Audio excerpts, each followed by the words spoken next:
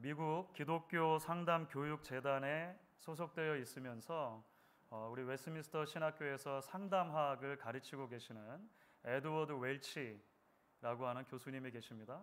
그 에드워드 웰치 교수님이 쓴 책 중에 이런 책이 하나가 있습니다.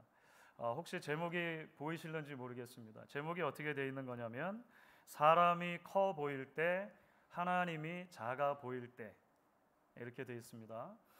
원래 영어 제목도 When people are big and God is small, 이렇게 이제 되어 있습니다. 그대로 옮긴 것입니다. 이 웰치 교수님이 오늘날 그리스도인들의 건강한 신앙생활을 저해하는 요소로서 사람에 대한 두려움을 1순위로 꼽습니다. Fear of man이라고 말할 수 있죠. 사람에 대한 두려움. 그런 두려움이 사람들을 향한 피해의식으로, 또 비교의식으로, 때로는 열등감으로 나타나기도 한다는 것이죠. 웰치 교수는 이제 성경을 통해서 이런 종류의 fear of man, 사람에 대한 두려움이 결국은 우상 숭배의 문제다라고 하는 것을 이야기를 하세요.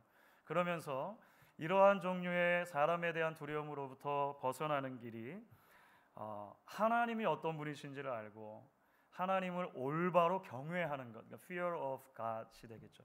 하나님을 올바로 경외하는 것이다라고 이야기를 하십니다. 여러분, 사람이 커 보이고 하나님이 작아 보이는 현상은 누구에게나 나타날 수 있습니다. 여러분들도 그런 때가 한 번쯤은 있지 않으십니까?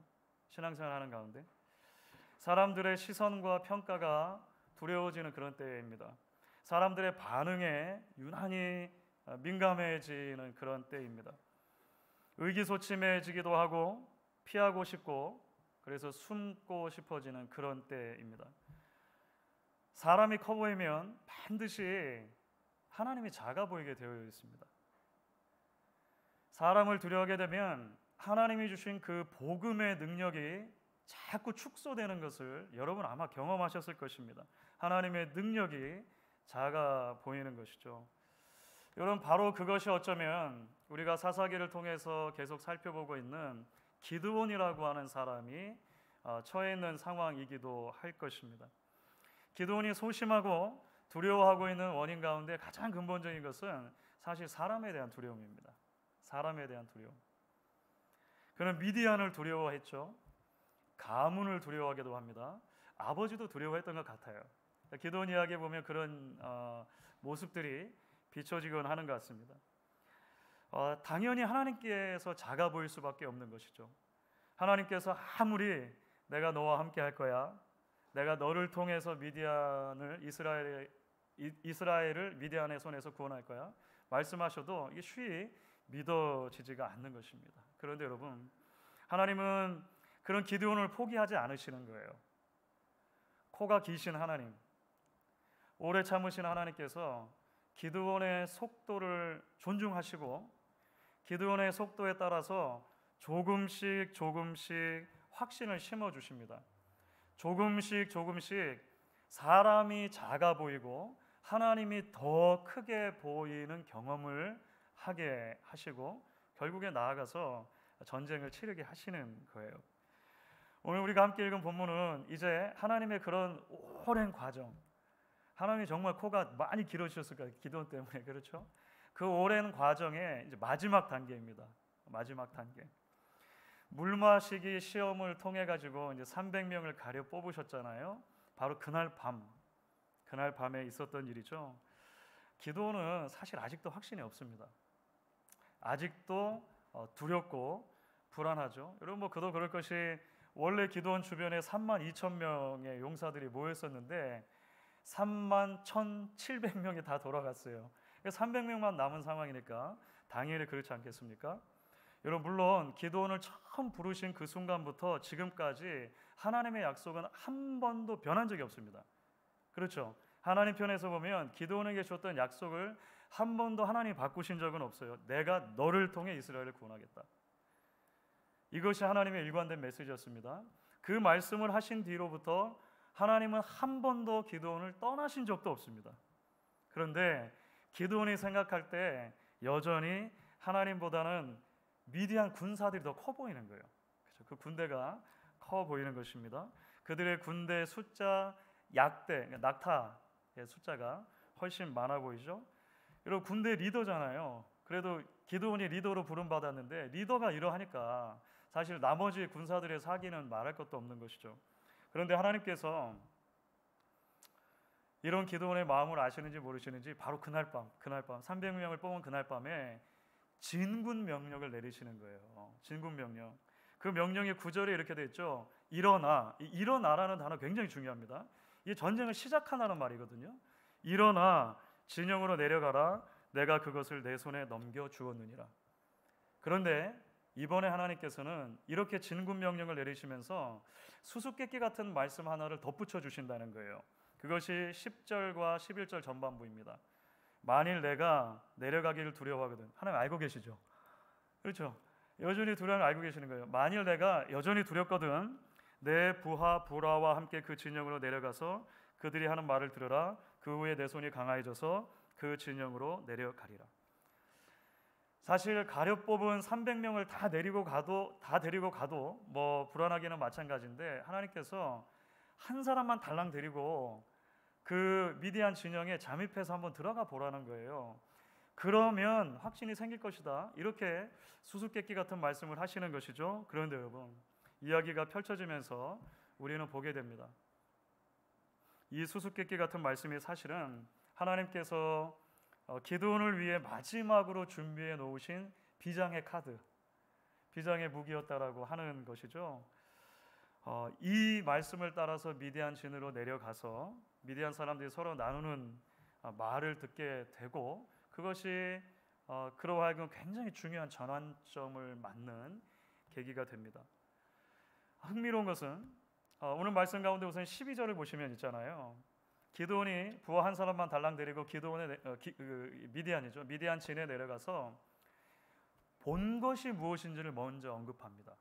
그가 본 것은 뭐냐면 오늘 12절이 너무 시적인 언어로 표현했습니다만 사실은 기드온에게 이거는 너무나 엄중한 현실이었을 거예요. 미디안 군사들의 수가 메뚜기 수같이 많고 그들이 끌고 온 전투용 낙타가 해변에 모래같이 많은 거예요. 이걸 우리가 시로 읽으면 너무 아름다운 표현이다 이렇게 넘어갈 수 있지만 기드온이 볼 때는 어떻습니까? 여러분이 만약에 기드온이라면 하나님 정말 자꾸 저한테 왜 이러세요? 이거를 확인시켜 주시려고 하나님 저를 여기까지 오라고 하신 것입니까? 이런 생각이 들지 않겠습니까? 자, 그런데 여러분 우리는 하나님께서 기드온에게 애초에 뭐라고 하셨는지를 기억할 필요가 있습니다. 하나님은 내가 내려가서 그것을 보라라고 말씀하지 않으셨어요. 하나님이 말씀하신 것은 가서 들으라라고 말씀하셨어요. 그러니까 지금 중요한 건 뭐냐면 기드온이 눈으로 보는 것보다 훨씬 더 그가 앞으로 귀로 듣게 될 것이 중요하다는 것입니다. 그가 듣게 된 것이 무엇입니까? 13절과 14절이죠. 여러분 같이 한번 읽어보겠습니다. 13절 14절 같이 읽습니다. 기드온이 그곳에 이른즉 어떤 사람이 그의 친구에게 꿈을 말하여 이르기를 보라 내가 한 꿈을 꾸었는데 꿈에 보리떡 한 덩어리가 미디안 진영으로 굴러 들어와 한 장막에 이르러 그것을 쳐서 무너뜨려 위쪽으로 엎으니 그 장막이 쓰러지더라. 그의 친구가 대답하여 이르되 이는 다른 것이 아니라 이스라엘 사람 요아스의 아들 기드온의 칼이라. 하나님이 미디안과 그 모든 진영을 그의 손에 넘겨주셨느니라 하더라. 아멘. 여러분 사실 우리말 성경에는 이게 이제 생략이 되어져 있는 한 단어가 먼저 13절에 있습니다. 기드온이 그곳에 이른즉이라고 돼 있고 그 다음에 어떤 사람이 그의 친구에게 꿈을 얘기했다 이렇게 돼 있잖아요. 사실은 원래 요 사이에 원문에는 히브리어 단어로 히네라고 하는 단어가 들어있어요. 원래는 이게 보라라고 하는 뜻입니다. 보라라고 하는 뜻인데 여기서는 마침이라고 해석하는 것이 가장 적합해요. 마침. 이게 무슨 말이냐면 기드온이 부하 한 사람을 데리고 막 수많은 사람들을 본 다음에 진영으로 조심조심 내려갔잖아요. 마침 바로 그때 정확한 타이밍에 하나님께서 미디안 사람 두 사람이 서로 대화하는 것을 듣게 하신 거예요. 놀랍죠? 하나님의 타이밍인 것입니다. 한 사람이 자신의 꿈을 이야기를 해요. 꿈에 보리떡이 이제 한 덩어리가 나타났다는 거예요. 아마 이것은 이제 보통 이스라엘 사람들이 먹는 것은 납작한 보리로 만든 전병 같은 것인데 그게 어떻게 굴러갔는지 하여간 굴러갔다는 거예요.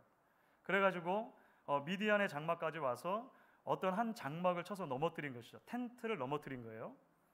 그러니까 누가 봐도 이것은 미디안의 장막이라고 할 만큼 미디안 사람들이 생각할 때는 중요한 장막이었을 거예요.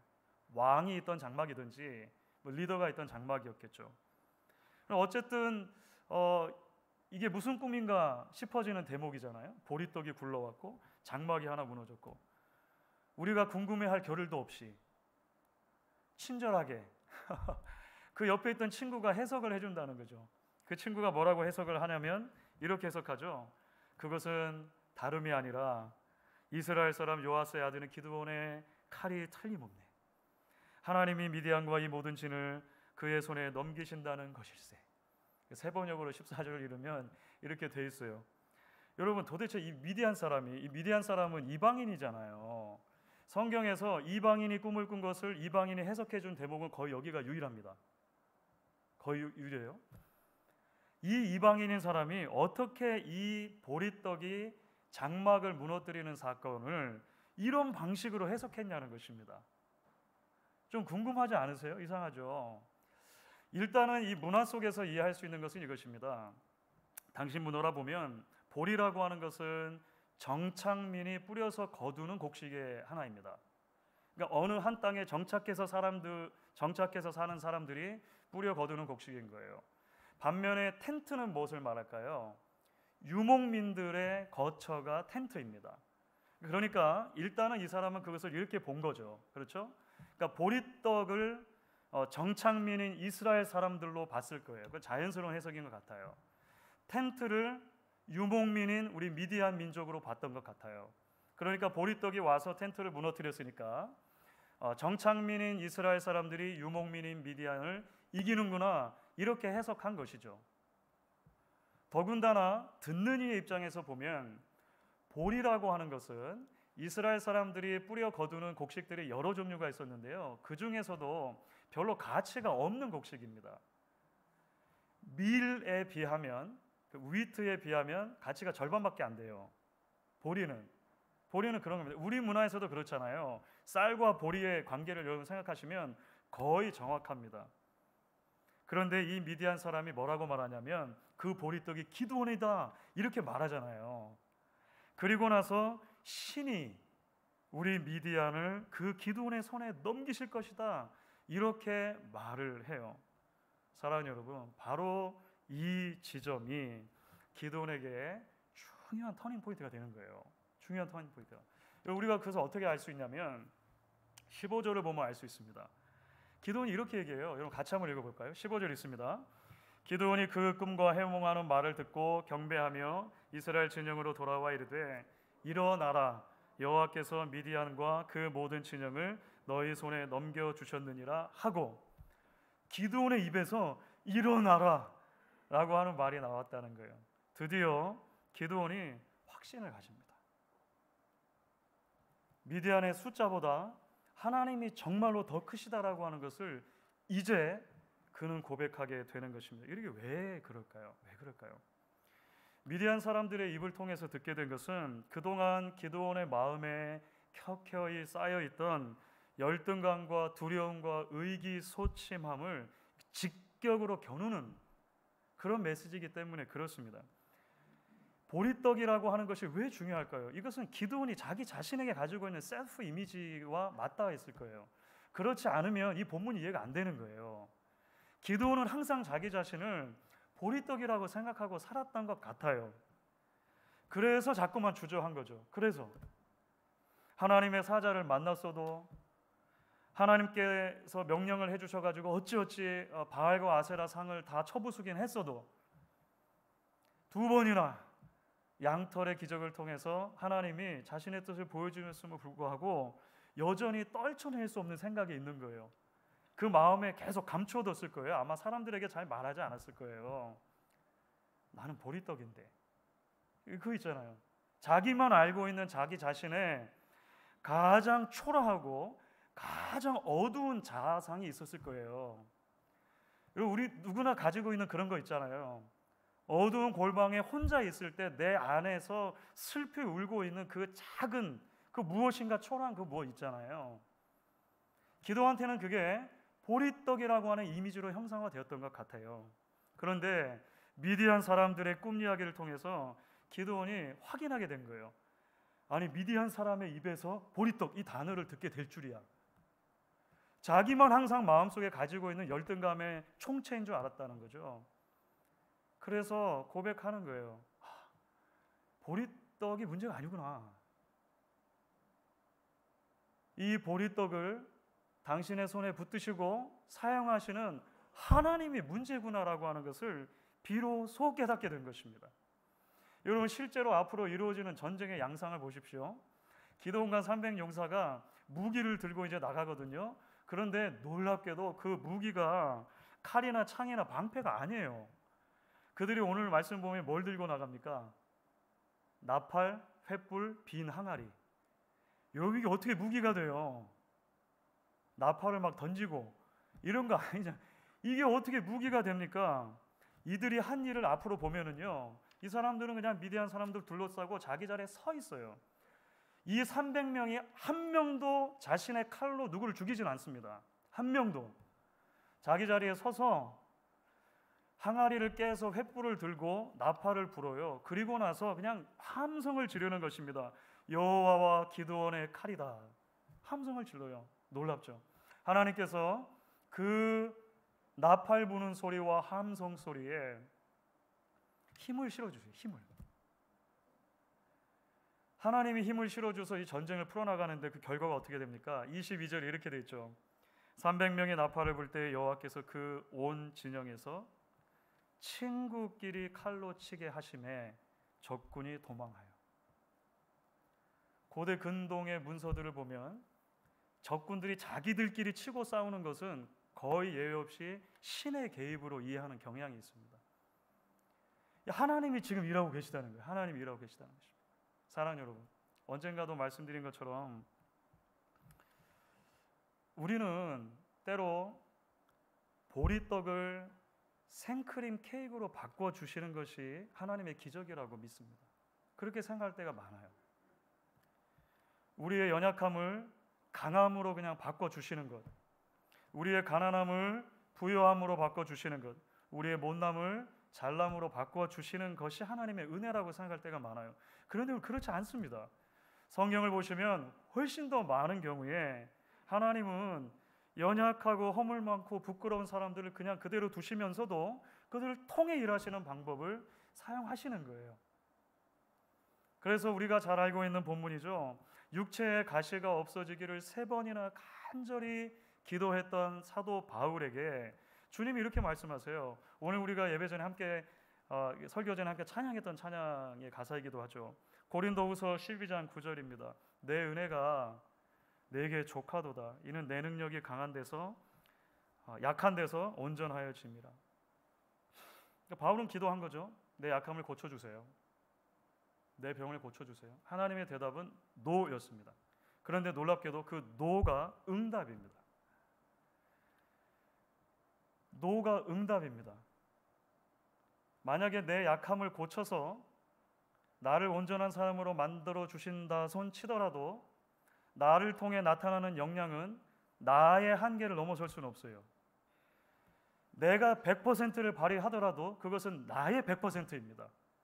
하지만 연약한 나를 가만히 두시고서도 만약에 나를 통해 하나님이 일하시면 나를 통해 나타나는 것은 나의 100%가 아니라 하나님의 능력이 나타나는 것입니다. 그래서 이 노가 응답인 거예요. 응답인 거예요. 보리떡을 그대로 놔두고 보리떡을 통해 하나님 나라의 일을 내가 이루겠다라고 하는 하나님의 비전 스테이트먼트죠. 바울에게 주신 약속은 하나님의 비전 그 선언과도 같은 것입니다. 그럼 사실 성경을 보시면 그와 같은 수많은 보리떡들의 이야기로 가득 차 있는 것을 보게 돼요. 정서적인 연약함, 육체적인 한계, 출신의 미천함에도 불구하고 하나님이 그들을 부르시는 것을 부끄러워하지 않으십니다. 그리고 하나님께서 부르신 다음에 후회하지 않으세요. 우리가 찬양한 것처럼 그들을 통해 일하십니다. 여러분, 겁장이 아브라함이 그렇잖아요. 아내도 뺏길 뻔했잖아요. 거짓말장애 야곱은 어떻습니까? 평생 거짓말 하잖아요. 말더듬이 모세, 허물투성이인 수많은 사사들, 막내에다가 목동이었던 다윗, 그렇지 않습니까? 신약으로 넘어오면 제자들 어떻습니까? 제자들을 몇 면을 보면요, 얼마나 부족함이 많은지 몰라요. 하자가 많아요. 제가 이렇게 말하면 나중에 그분들을 천국에서 뵀을 때 죄송한 마음, 제가 더 하자가 많으니까. 그렇죠. 바울 어떻습니까? 바울 건강도 신통치 못하고 언변도 어눌했던 바울, 그런 사람 중에 하나 아닙니까? 그런데 고린도전서 1장 26절부터 29절입니다. 바울이 이렇게 고백하죠. 형제들아, 너희를 부르심을 보라. 육체를 따라 지혜로운 자가 많지 아니하며 능한 자가 많지 아니하며 문벌 좋은 자가 많지 아니하도다. 그러나 하나님께서 세상의 미련한 것들을 택하사 지혜 있는 자들을 부끄럽게 하려 하시고 세상의 약한 것들을 택하사 강한 것들을 부끄럽게 하려 하시며 하나님께서 세상의 천한 것들과 멸시받는 것들 없는 것들을 택하사 있는 것들을 폐하려 하시나니 이는 아무 육체도 하나님 앞에서 자랑하지 못하게 하려 하심이라. 오늘 우리가 신년 첫 번째 예배를 드리면서 청지기 임명 그리고 또 청지기 서약의 시간을 가졌습니다. 연말이 돼서 이제 신년을 계획할 때쯤이 되면 여러 성도님들께 이런저런 섬김의 자리들을 부탁하면서 전화들을 드리고 또 이렇게 알려드리곤 합니다. 그런데 거의 대부분이십니다. 정말 많은 우리 성도님들이 제게 그렇게 말씀하세요. 목사님, 제가 너무 부족하고 연약해요. 제가 그걸 잘 감당할 수 있을지 모르겠어요. 두려워요. 목사님, 정말 기도 많이 해주셔야 됩니다. 맞습니다. 우리는 연약합니다. 우리만 보면 우리는 생크림 케이크 아니에요. 우리는 보리떡입니다. 여러분이 기도를 부탁하시는 목사인 저라고 다르겠습니까? 어느덧 목양교회를 담임 목사로 섬기게 된 지 만 12년이 되어 갑니다. 2월 말이 지나서 이제 13년으로 접어들게 되면 너무나 부끄럽게도 우리 목양교회 역사에서 가장 오래 담임 목사로 사역하는 목사 중에 한 명이 될 것입니다. 그런데요, 시간이 흐르면 흐를수록 깨닫게 됩니다. 너무 보리떡이라는 거예요. 부족한 것이 투성이고 실수할 때도 여전히 많습니다.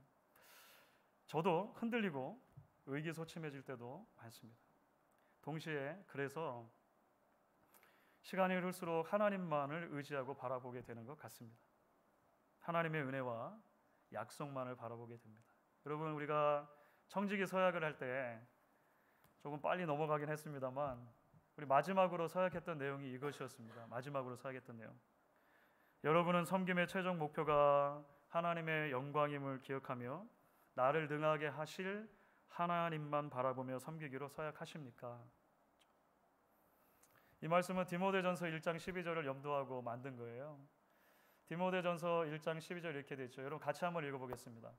나를 능하게 하신 그리스도 예수 우리 주께 내가 감사함은 나를 충성되이 여겨 내게 직분을 맡기심이니. 이 말씀을 읽을 때마다 밑줄 친 두 구절에 늘 마음이 가 닿습니다.